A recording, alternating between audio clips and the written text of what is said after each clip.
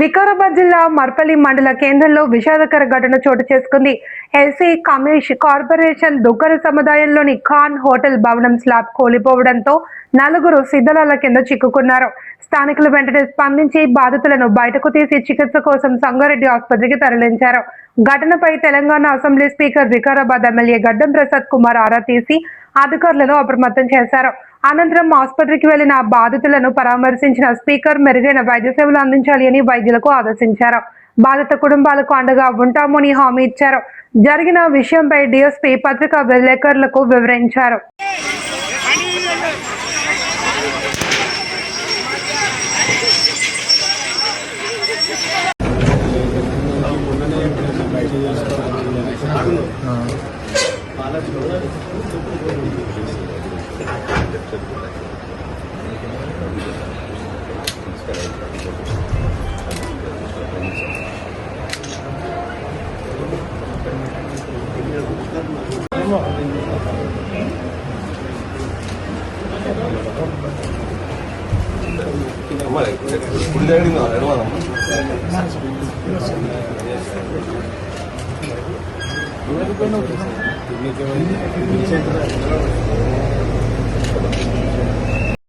ఈరోజు మర్పల్లి గ్రామంలో చిన్న ఒక ఇన్సిడెంట్ జరిగింది. ఆ ఇన్సిడెంట్ ఏంటంటే ఎస్సీ కార్పొరేషన్ వాళ్ళు ఒక 50 సంవత్సరాల కిందట ఒక షాప్స్ కట్టారు. ఆ షాప్స్ కట్టిన తర్వాత ఈ ఎస్సీ కార్పొరేషన్ వాళ్ళు ఒక బేగర్ రాములు అతనికి షాప్ని హ్యాండ్ ఓవర్ చేశారు.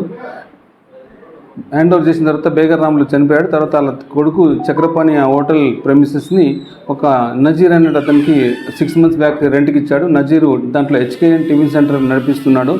ఈరోజు మార్నింగ్ సుమారు 11 o'clock హోటల్లో కొంతమంది టిఫిన్ చేస్తున్నారు. అప్పటికి కొంతమంది ఎక్కువనే ఉన్నారు ఆ హోటల్లో. లాస్ట్కి ఒక 4 members, ఒక చిన్న అమ్మాయి ప్లస్ ఒక 3 మగపిల్లలు హోటల్లో ఉన్నప్పుడు ఆల్ ఆఫ్ సడన్ ఈ యొక్క స్లాబ్ కూలిపోయింది.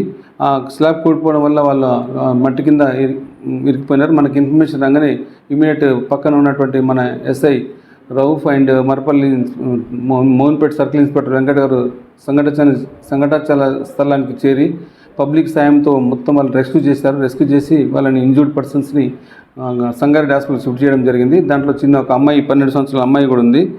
చందన్ అనే అమ్మాయి ఉంది. శివకుమార్ ఉన్నాడు, ప్లస్ నజీర్ ఉన్నాడు, రమేష్ అంటే అతను ఉన్నాడు. వాళ్ళకు ఫ్రాక్చర్స్ అయినాయి. వాళ్ళని హాస్పిటల్కు షిఫ్ట్ చేయడం జరిగింది. వాళ్ళకు తక్షణ సాయం, మెడికల్ సాయం కోసం మేము ప్రభుత్వాన్ని కూడా విజ్ఞప్తి చేయడం జరుగుతుంది. వీళ్ళు సీరియస్ ఎవరేం లేదు. వాళ్ళ యొక్క ఈ ఇన్సిడెంట్లో ఎవరైతే బాధితులు వాళ్ళపైన మేము చట్టపరమైన చర్య తీసుకోవడం కూడా జరుగుతుంది.